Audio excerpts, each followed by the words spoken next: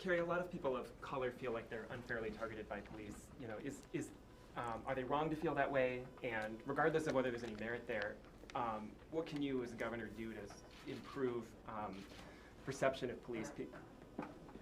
You know, ensure that everybody feels like. Can you repeat the first part of that? I missed that. Yeah, a lot of people of color feel like they're a lot of people targeted. of color. A lot of people of color. How many people of color have you talked to about that? I mean, if you look at surveys. Which surveys? I'm happy to look at those stats because I will tell you this: that I talk to people of color. I talk to all Arizonans. They're all concerned about the crime. Just because your skin isn't the same color as yours doesn't mean you want your kids to be walking down the street in an unsafe neighborhood. Every Arizonan wants safety and security in their neighborhood. It doesn't matter what your skin color is. And if you look at stats, you will look and see that police do not target people of color.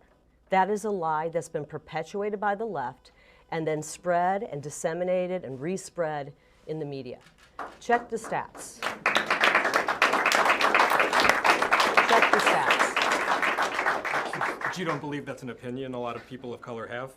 I don't. I think you guys find one or two people, 3 or 4, and they're activists oftentimes, and then you spread that narrative. Go into a neighborhood and ask the people in neighborhoods that are minority neighborhoods, do you want fewer police? Do you want to defund the police? They will look at you like you are the craziest person on the planet. Nobody wants that. And if I could follow up, look behind us. You're acting as if it's one race joined the law enforcement agencies. Law enforcement is made up of our community. Of course they have a vested interest in keeping our communities safe, and they're not targeting people based off race. This is a lie that's been perpetuated by the media and by members of these organizations, and why you consistently bring this up is you seek to further divide our country. Right now what you're seeing is law enforcement is under attack, and that's why we're seeing a rise in crime. Our cities are turning into Gotham, and it's because of the job of the media has been highlighting these cases where sometimes it's an honest mistake.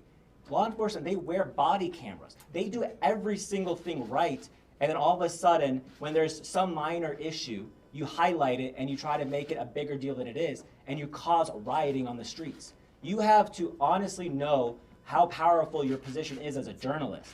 But right now it's waning, and this is why we have social media out there. This is why we're doing this press conference. But it's a shame on you to try to accuse us of saying that law enforcement is targeting people of color. People of color want law enforcement in their communities because, you know what, if you go to minority areas, they're the ones who are begging for police because they don't want their homes to be broken into. They don't want their Circle K's to be closed down. But unfortunately, the media keeps perpetuating this narrative. But look around us, these brave men and women. Do they look like racists to you? No, they're members of our community, and it's time we treat them with respect. I'll just add one thing to that. You know, they are wearing, many of our men and women in law enforcement are now wearing body cams, and I think when we're now seeing incidents that happen, you know, we're not just capitalizing like the media did for many years when somebody took a cell phone video. You find the worst part and you run that over and over and over and over again, but you don't run the 20 minutes that led up to that.